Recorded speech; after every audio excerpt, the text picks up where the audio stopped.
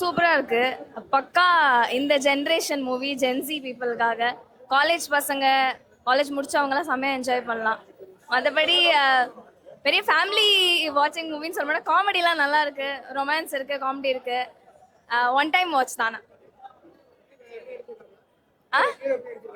Hero சூப்பரா நடிச்சிருக்காரு. எல்லாரும் அந்த கேரக்டர் வைஸ் செம்மையா இருக்கு. அவங்க வந்து பக்காவா பண்ணிருக்காங்க.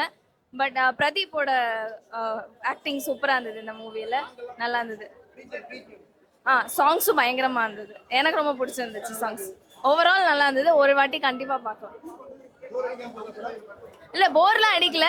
அங்கங்க இப்போ எப்படின்னா ஒருத்தவங்களுக்கும் பிடிக்கும், சில பேருக்கு பிடிக்காமலையும் போகலாம். அங்கங்க அதான் நான் சொல்றேன், காலேஜ் பசங்களுக்கு பிடிக்கலாம், பெரியவங்களுக்கு மேபி ரிலேட் ஆகாம இருக்கலாம். இது பக்கா அந்த காலேஜ் பசங்களுக்கான movie, gen Z movie, proper gen Z movie. Experimental movie அப்படின்னு சொல்லலாம். ஒரு டிஃப்ரெண்டான ஸ்டோரி லைனு. இப்படி ஒரு ஸ்டோரி லைன் கண்டிப்பாக நம்ம பார்த்தே இல்லை. ஒரு எக்ஸ்டெண்டட் வெர்ஷன் ஆஃப் ஷாஜஹான் படம் அப்படின்னு சொல்லிக்கலாம். பிரதீப்போட ஆக்டிங்கும் சரி, மமிதாவோட ஆக்டிங்கும் சரி, ஸோ டிஃப்ரெண்ட்டாகவே ரொம்பவே இயல்பாக கொடுத்துருக்காங்க அப்படின்னு சொல்லலாம். இந்த ஜென்ரேஷனுக்கு தகுந்த மாதிரி ஒரு படம் தான். பட் வந்து ஃபேமிலி ஆடியன்ஸ்க்கு எப்படி ரீச் ஆகும்னு தெரியல. ஓடிடியில் பார்க்கும்போது எப்படி இருக்குன்னு தெரியல. ஒரு தியேட்டரிக்கல் எக்ஸ்பீரியன்ஸாக நல்லா இருந்துச்சு படம். கண்டிப்பாக ஏன்னா டிஃப்ரெண்ட், ஏன்னா இன்டர்வல் சீன் தான் செம்ம கிளாப்ஸ். ஸோ அது நல்லா இருந்துச்சு. கிளைமேக்ஸ்லேயே வந்து நிறைய பேர் எஞ்சி கை தட்டிட்டு இருந்தாங்க. ஒரு டிஃப்ரெண்டான எக்ஸ்பெரிமெண்டல் மூவின்னு சொல்லலாம். இப்படி ஒரு கான்செப்ட் நம்ம தமிழ் இண்டஸ்ட்ரியில் வந்ததில்லை. பட் இதெல்லாம் ஒரு கலாச்சார சீர்கேடு அப்படிம்பாங்க. அதுக்குண்டான எக்ஸ்பிளனேஷனும் சொல்லியிருக்காங்க. இதை நீங்கள் அக்செப்ட் பண்ணீங்கன்னா அந்த ஆணவ கொலையெல்லாம் நிறைய இருக்கு, அப்படியெல்லாம் பண்ணும்போது இதெல்லாம் ஒரு விஷயமும் கிடையாது. அந்த மாதிரி விஷயங்கள்லாம் சொல்ல வராங்க. ஒரு என்டர்டெய்னிங்கான படமா இருக்கு. அது ஃபர்ஸ்ட் ஹாஃப் ஃபுல்லாக வந்து ஒரு காமெடியாக இருக்கு. செகண்ட் ஹாஃப் வந்து கொஞ்சம் எமோஷனலாக எடுத்துகிட்டு போகிறாங்க. அங்கங்கே வந்து பிரதீப்போட காமெடி ஒர்க் அவுட் ஆயிருக்கு. ஓவராலாக ஒரு என்டர்டெய்னிங்காக எடுத்துகிட்டு போகிறாங்க. ஒரு எக்ஸ்பெரிமெண்டல் ஸ்க்ரீன் பிளேவாக இருக்கிறதுனால ஸ்க்ரீன் பிளே கொஞ்சம் போர் அடிக்காமல் எடுத்துகிட்டு போயிருக்காரு. ஸோ அதனால வந்து படம் நல்லா இருக்கு. தீபாவளிக்கு மற்ற படம் எப்படி இருக்குன்னு தெரியல. இந்த படம் வந்து ஒரு என்டர்டெய்னிங்கான படமாக இருக்குமே சொல்லலாம். தாலி சென்டிமெண்ட் அந்த இது வந்து கொஞ்சம் பேசுறது வந்து சில இடத்துல வந்து சில பேர் பிடிக்காம இருக்கலாம். தாலி மட்டும் கிடையாது, மனசை தாலி போடுற அந்த மனசையும் பாருங்க. எல்லாரும் தாலி கட்டினா அவ்வளவுதான், லைஃப் முடிஞ்சிருச்சு. இப்ப சீரியல்லாம் வந்து தாலியை கட்டி விட்டுருவாங்க, அதுக்கப்புறம் அவங்க கூட தான் வாழ்க்கை இருக்கும். ஆனா அதுக்கு பின்னாடி இருக்கிற மனசை யாரும் பார்க்கல அப்படின்னு அதை சொல்ல வராங்க. ஒரு எக்ஸ்பெரிமெண்டல் மூவியா இருக்குது. ஸோ டிஃப்ரெண்டா எடுத்திருக்காங்க. ஒரு புது டைரக்டர் கிட்ட இருந்து இப்படி ஒரு அட்டம் வந்து பெரிய விஷயம் தான். ஸ்கிரீன் பிளே வந்து போர் அடிக்காம எடுத்துட்டு போயிருக்காங்க. இந்த ஜென்ரேஷன் பார்க்கக்கூடிய படம் தான், பார்க்க வேண்டிய படம் தான். ஏன்னா அந்த லவ் ஃபெயிலியரு, மக்கள் வந்து எப்படி வந்து ஷாஜஹான் படம் பார்த்துருக்கீங்களா, விஜய் வந்து ஹெல்ப் பண்ணுவார், அந்த மாதிரி வந்து தன்னோட ஹீரோயின் ஹெல்ப் பண்ணுற படம் தான் படம் ஃபுல்லாகவே. ஸோ டிஃப்ரெண்டாக எடுத்துகிட்டு போனது அது மட்டும் தான். ஏன்னா வந்து இது ஸ்க்ரீன் பிளே பார்த்தா தான் தெரியும் நிறைய பேருக்கு. ஃபேமிலியோட பார்க்கலாம். பட் ஓடிடியில் பார்க்கும் போது என்னடா இப்படி ஒரு ஸ்டோரியா அப்படின்னு தோணும். பட் போர் அடிக்காமல் எடுத்துகிட்டு போனதுனால அதை பற்றி நம்ம யோசிக்கவே தோணல. என்ன இன்டர்வல் சீன் பயங்கரமா, இன்டர்வல்லாம் பயங்கரமான கிளாப்ஸ். ஸோ அந்த பாட்டு, சாயோட அந்த பேக்ரவுண்ட் மியூசிக், அந்த மியூசிக்லாம் வந்து ரொம்பவே நல்லா இருக்கு. அதோட சேர்ந்து பார்க்கும்போது இன்டர்வல் சீன் வந்து கூஸ் பம்ஸா இருக்கு. சரத்குமாரோட டைலாக் வந்து நிறைய இடத்துல வந்து கான்ட்ரவர்சியா இருக்கும். அந்த ஆணவ கொலை பத்திலாம் நிறைய பேசியிருக்காங்க. ஸோ அதெல்லாம் வந்து நீங்க தியேட்டர்ல பார்க்கும்போது தான் அந்த ஒரு எஃபெக்ட் இருக்கும். கண்டிப்பா. தேங்க்ஸ்.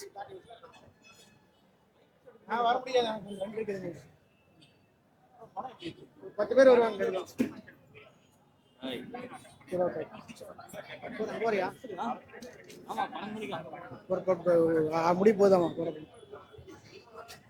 உண்மையிலே சூப்பரா இருந்தது படம். பார்க்குறவங்களுக்கு ரொம்ப ஒரு சாமிங்கா இருந்தது சொல்லலாம்.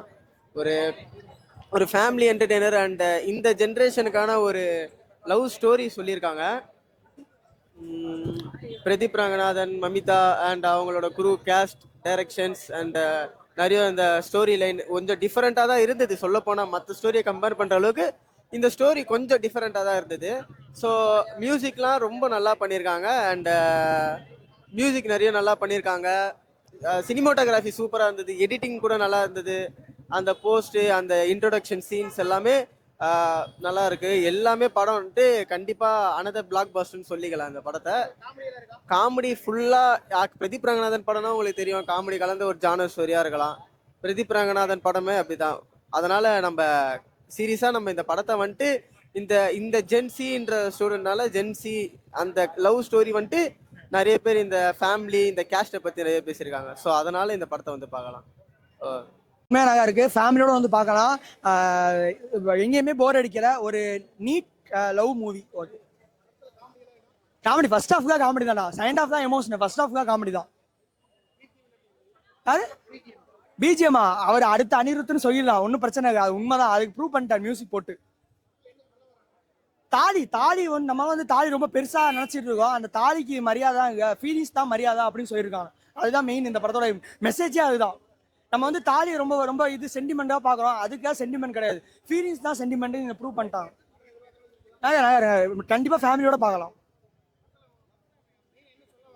தாலி தான் என்னன்னா நம்ம தாலி வந்து ரொம்ப பெருசா தூக்கி தான் வச்சிருக்கோம், அதுக்காக ஃபீலிங்ஸ் தான் இங்க மரியாதைன்னு சூப்பரா காமிச்சிட்டாங்க. தேங்க்யூ.